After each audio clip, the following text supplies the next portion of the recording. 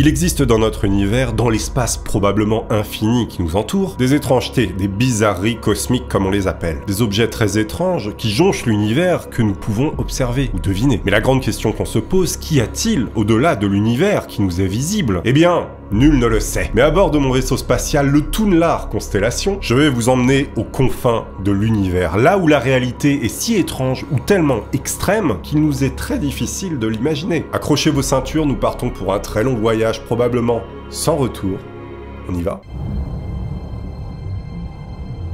Comme je vous l'ai dit, vous êtes dans mon vaisseau spatial. Effectivement, il est constitué de bois, mais il va tenir. Vous savez que je suis passionné par l'espace. J'avais déjà fait des vidéos sur le sujet avant que je vous invite à aller voir, notamment où on a écouté les sons de l'univers. Mettez un casque, c'est très important. Mais actuellement, nous allons visiter d'autres choses. Nous sommes actuellement en orbite autour de notre belle vieille planète, la Terre. Et comme vous pouvez le voir à travers le hublot du vaisseau, nous allons nous diriger vers un premier objet lointain, mais surtout très étrange.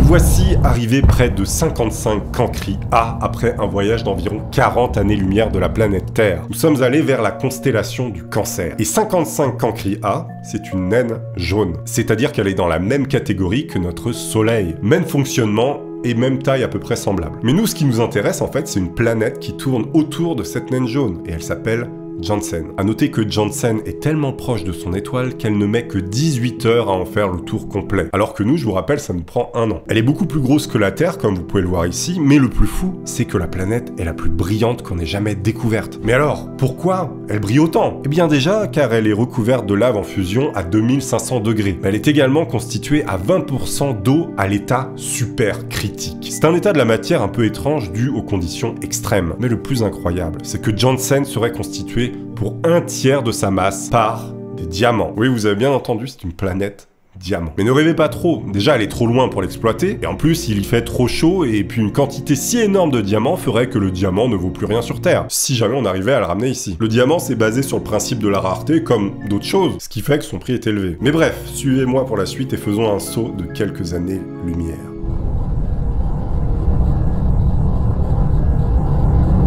Et nous voici arrivés après un très long voyage devant une naine rouge. Gliese 581, dans la constellation de la Balance, située à 20 années-lumière de la Terre. Une naine rouge, c'est une étoile comme le Soleil, mais plus petite, moins chaude, avec une masse plus petite également. Et en termes de puissance, les naines rouges les plus puissantes qu'on ait découvertes illuminent environ à seulement 10% de la luminosité de notre Soleil. Donc autant vous dire qu'elle brille pas tellement. Mais ce seraient les objets aussi les plus anciens de l'univers. Mais là n'est pas la question. Mais nous, ce qui nous intéresse, c'est cette chose là-bas, dans l'obscurité. C'est une planète un peu plus grande que la nôtre, mais qui lui ressemble fortement, et probablement le plus parmi toutes les exoplanètes découvertes. À sa surface, la température serait comprise entre 0 et 40 degrés. D'après certains postulats, la particularité de cette exoplanète, c'est qu'elle montre toujours la même face à son Soleil, ou plutôt à sa naine rouge. Il y aurait probablement un côté extrêmement froid et l'autre côté extrêmement chaud. Mais située juste entre ces deux parties, une bande de terre ou d'eau aurait une température idéale pour accueillir la vie. Imaginez que vous devriez vivre sur une espèce de bande comme ça qui entoure une planète, où à gauche il fait extrêmement chaud et à droite il fait extrêmement froid. Ce serait complètement fou. Eh bien,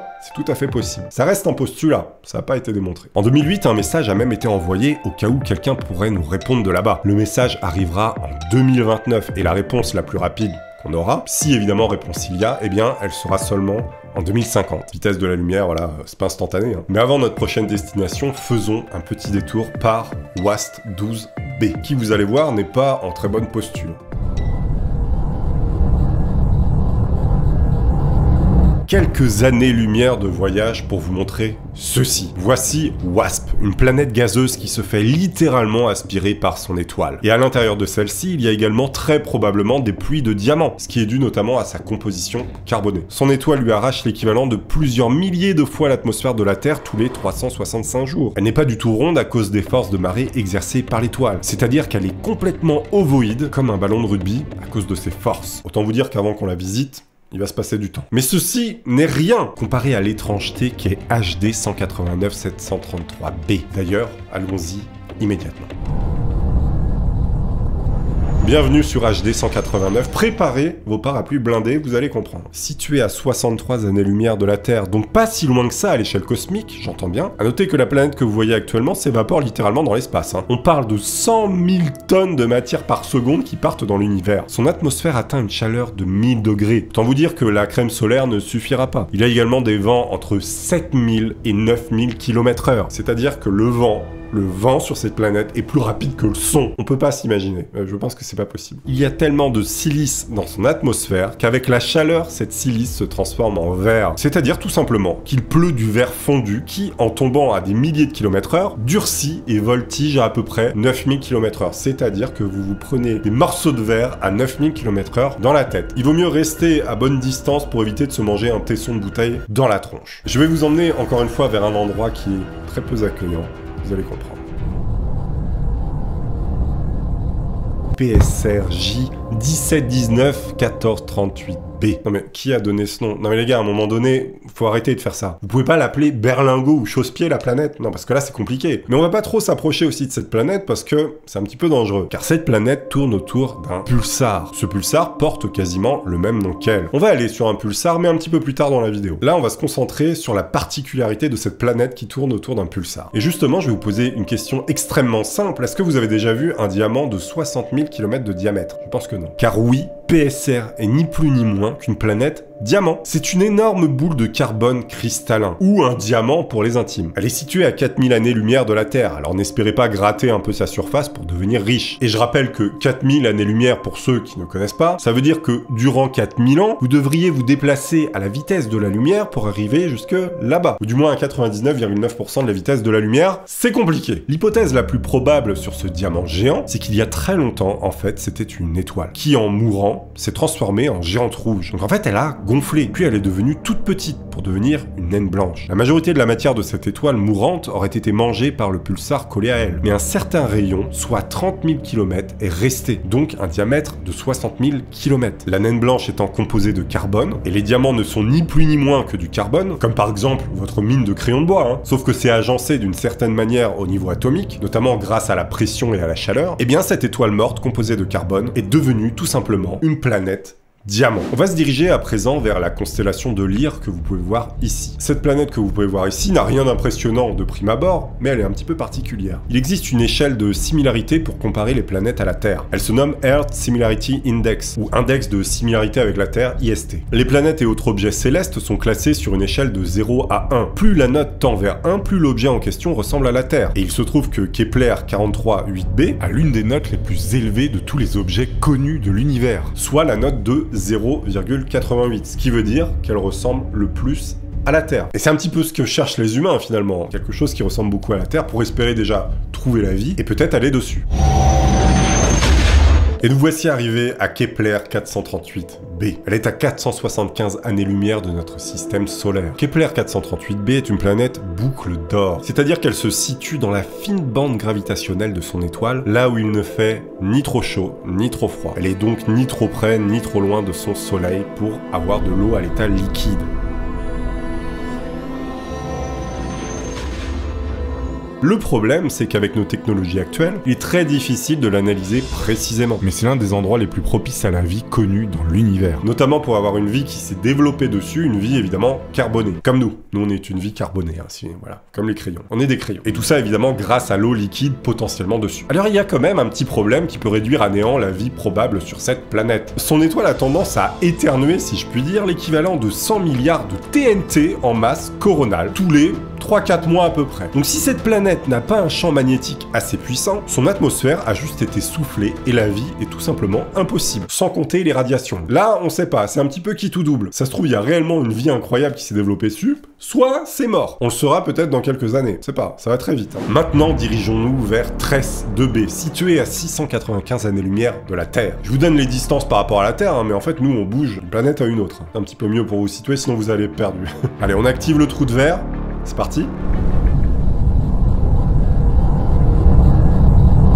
13-2b, comme vous pouvez le voir, ressemble à un charbon ardent. Elle fait partie des planètes connues les plus sombres. Sa composition fait qu'elle ne reçoit même pas 1% de la lumière. C'est un petit peu l'endroit où on peut imaginer Anakin Skywalker se faire vadoriser, du verbe vador. Bon. La température moyenne est de 1200 degrés, car elle est très proche de son étoile. Étoile similaire d'ailleurs à notre Soleil. On ne sait pas vraiment pourquoi elle est aussi sombre. Les scientifiques imaginent que c'est probablement un gaz qui en est la raison. Un gaz qui entourerait la planète et qui absorberait toute la lumière. Et aussi toute la chaleur au passage, d'où sa température extrême. On va maintenant se diriger vers la planète complètement opposée à celle qu'on vient de voir, qui se nomme, alors laissez-moi lire parce que là c'est impossible, Ogle 2016 BLG 1195 LB. Il faut poser un RTT pour lire le nom des planètes, hein, je vous l'ai dit. Nous voici arrivés à près de 13 000 années-lumière de la Terre, ce qui représente en kilomètres ce chiffre que vous pouvez voir que je ne pourrais pas prononcer. Je vais quand même tenter de vous le prononcer. C'est marqué 1 229 895 billions de kilomètres. C'est loin. En 2017, en Corée, cette planète extrêmement lointaine, très lointaine, a été découverte. Et on l'a appelée la boucle de glace, car son étoile est beaucoup trop froide pour que les températures y soient favorables à la vie. C'est-à-dire que là, on oscille entre moins 220 et moins 186 degrés, hein, c'est pas chaud. Mais sa particularité, c'est qu'elle est extrêmement brillante. Sa surface est comme un miroir, 5 fois plus réfléchissante que notre satellite naturel, la Lune. Vous auriez beaucoup de mal à la regarder sans mettre des lunettes de soleil, ou même devenir aveugle. Nous voici à près de 150 parsecs, ou 490 années-lumière de la Terre, dans la constellation de la Licorne, Corotte 7b. Corotte 7b ne fait que 1,7 fois la taille de la Terre, et fait le tour de son étoile en quelques heures. C'est-à-dire qu'une année corottienne sur cette planète ne fait que 20 heures. Tous les 20 heures, vous prenez donc un an là-bas. C'est-à-dire que moi, en année corottienne, j'aurai à peu près... Attendez, je calcule, ça fait 8760 par 30, le tout divisé par 20. J'ai 13 140 ans en année corottienne. Je suis vieux. Dites-moi vous en commentaire votre âge corottien. Formule très simple, vous multipliez 8760 par votre âge en année. Par exemple, moi j'ai 30 ans, je multipliais 30 par 8760. Maintenant j'ai plus 30 ans du coup, parce que je l'avais écrit. Je l'avais écrit il y a un moment cette vidéo. Donc bon, j'ai à peu près 13 000 ans. Hein. Bon. Donc vous multipliez votre âge par 8760, et le nombre que vous trouvez, vous le divisez par 20. Ça vous donne votre âge en année corottienne. Bon, à quelques années près, hein, je compte pas les années bissextiles. Qui sera le plus vieux en année corottien? C'est le concours. Une Ferrari a gagné, c'est faux. Donc cette planète a surtout une particularité comme les autres que nous avons vues avant. Elle est très proche de son étoile, et elle montre toujours la même face à son soleil. Du coup, un côté est littéralement une mer de lave en fusion à 2500 degrés, et l'autre côté est totalement gelé. Il fait dans les moins 220 degrés en moyenne. La température est telle du côté chaud que les minéraux se vaporisent pour créer des nuages. Et en passant vers le côté le plus froid, ils se condensent. Et on obtient donc une pluie de pierres. Il pleut littéralement des cailloux là-dessus. D'ailleurs, je cite un chercheur qui a travaillé sur l'étude de cette planète. L'atmosphère de cette exoplanète condense des minéraux tels que de l'enstatine, du corindon, du spinel ou du wollastonite. Je viens de voir qu'un minéral existait qui s'appelait du wollastonite. Incroyable, j'adore. Dans les deux cas, les fractions tombent par ordre de points d'ébullition. Le sodium et le potassium élémentaires, qui ont des points d'ébullition très bas par rapport aux roches, ne pleuvent pas mais restent plutôt dans l'atmosphère, où ils formeraient des hauts nuages de gaz secoués par les vents stellaires. Et il dit que l'atmosphère de Corotte 7b n'est certainement pas respirable, mais elle est très amusante, c'est ce qu'il dit. Alors c'est extrêmement drôle de se manger des grandes pierres dans la fif. J'avoue. Maintenant, si je vous parle du pouvoir de la force de la famille Skywalker. Vous me dites évidemment Tatooine. Tatooine, la planète, eh bien elle existe. Peut-être. Et peut-être en mieux. Partons donc maintenant à 151 années-lumière de la Terre. Bienvenue sur HD 188 753 AB. Toujours aussi compliqué à dire. Un astrophysicien polonais l'aurait trouvé dans les débuts des années 2000. Cette planète a 3 soleils, alors que Tatooine n'en a que 2. Vous imaginez la beauté du triple lever de soleil sur cette planète? À noter que les soleils se croisent. Et donc vous pourriez voir également des éclipses de soleil tous les jours. Le problème, c'est que l'existence de cette planète incroyable a été remise en cause. Des Européens ont refait le calcul du chercheur polonais, mais n'ont rien trouvé. Peut-être un astrophysicien polonais fan de Star Wars qui sait peut-être inventer quelque chose. Ou tout simplement, elle est extrêmement dure à détecter, il a eu beaucoup de chance.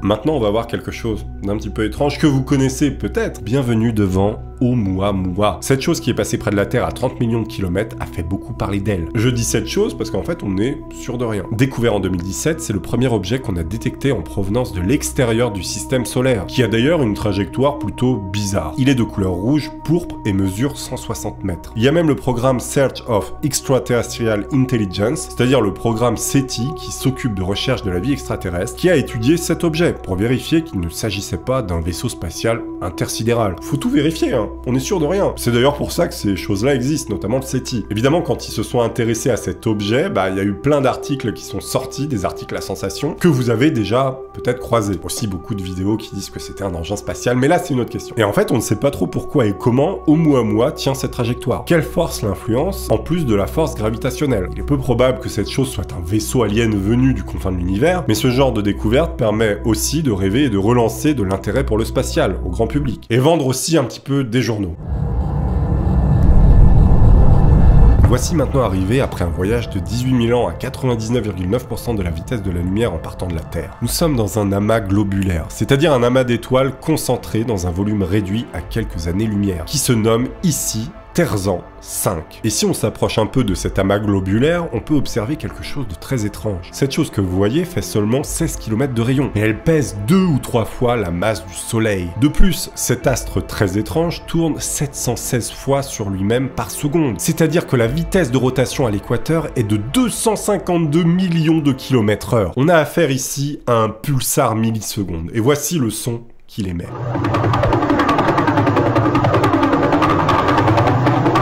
PSRJ 1748-24-46 AD est situé dans la constellation du Sagittaire. Il s'agit d'un objet céleste très étrange comme je vous l'ai dit, et sa provenance est incertaine également. Et il existe plusieurs types de pulsars. Des pulsars radio, pulsars X, gamma, X anormaux, magnétars ou millisecondes. Ici, ce qu'on voit, c'est un milliseconde. C'est celui qui a une vitesse de rotation la plus grande, du moins qu'on connaît. Ce sont des étoiles mortes après l'explosion d'une supernova qui s'est effondrée sur elle-même. Ce qui a comprimé la matière à un tel point que si vous preniez un cube de 1 cm de côté, eh bien ce cube, petit à peu près comme ça, il pèserait 1 milliard de tonnes sur Terre. Vous pouvez imaginer la compression de la matière qu'il a fallu pour en arriver là. Car je vous rappelle, la matière, c'est principalement du vide. Donc on peut la comprimer beaucoup, s'il y a beaucoup de force gravitationnelle. Ou une autre force. Si vous aviez le malheur d'aller à la surface de celui-ci, vous seriez écrasé tellement fort que vous ne feriez plus que l'épaisseur d'un atome. Vous seriez une galette d'atomes. En s'effondrant, l'étoile qui meurt va prendre de la vitesse. C'est la conversion du moment cinétique. D'où la vitesse de ce pulsar absolument géante de plusieurs centaines de millions de km/h. Son champ magnétique s'est aussi concentré en s'effondrant, car il reste identique que quand le pulsar était une étoile, mais pour un volume beaucoup plus petit. Sa surface est liquide, du moins une fine couche entre 1 cm et 1 mètre. Sa croûte jusqu'à 500 mètres de profondeur est une soupe d'ions et d'électrons libres. Ensuite, il y a des couches successives d'états de la matière dans ses formes les plus étranges qui se suivent, jusqu'au centre, le noyau interne, où les conditions sont telles que personne ne sait vraiment comment est la matière en son centre. Une somme de particules sous des formes inconnues, des atomes tellement écrasés qu'une soupe de quarks pourrait être présente. Les quarks étant les particules les plus petites connues à ce jour qui constituent la matière observable, telle que nous la connaissons. Il y a probablement une soupe de quarks dans un état totalement étrange. Pour vous donner une idée, c'est un petit peu ça la matière. C'est-à-dire que les quarks se collent entre eux pour former des hadrons, comme les protons et les neutrons, et ensuite il y a l'atome qui arrive. C'est-à-dire que les protons et les neutrons, ils vont s'assembler pour former des atomes. Et ensuite ces atomes s'assemblent, ce qui forme la matière, comme on la voit avec nos yeux. Ça vous donne la puissance du pulsar pour réduire la matière à un tel état. Après cette étrangeté galactique, partons maintenant vers quelque chose que vous connaissez tous.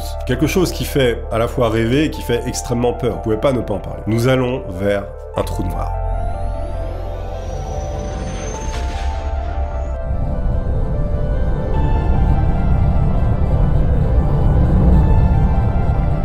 Nous sommes arrivés au centre de notre galaxie. Voie lactée. En son sein réside l'objet le plus bizarre connu dans l'univers à ce jour. Sa densité est tellement élevée qu'il courbe l'espace-temps qui l'entoure. Ce que vous voyez n'est donc pas de la matière, mis à part le disque d'accrétion autour de lui, mais bien la déformation du continuum espace-temporel. Cette déformation ou ce trou noir est le résultat d'une étoile qui s'est effondrée sur elle-même. Je vais pas m'attarder sur cet incroyable objet que vous connaissez tous. Merci à ceux qui sont restés jusqu'ici pour ce voyage dans l'espace. Je vous invite évidemment à laisser des likes si vous avez apprécié. Vous savez que ça aide beaucoup. Je vous dis évidemment à bientôt pour de nouvelles aventures, peut-être dans l'espace, peut-être ailleurs. Merci à tous. Au revoir.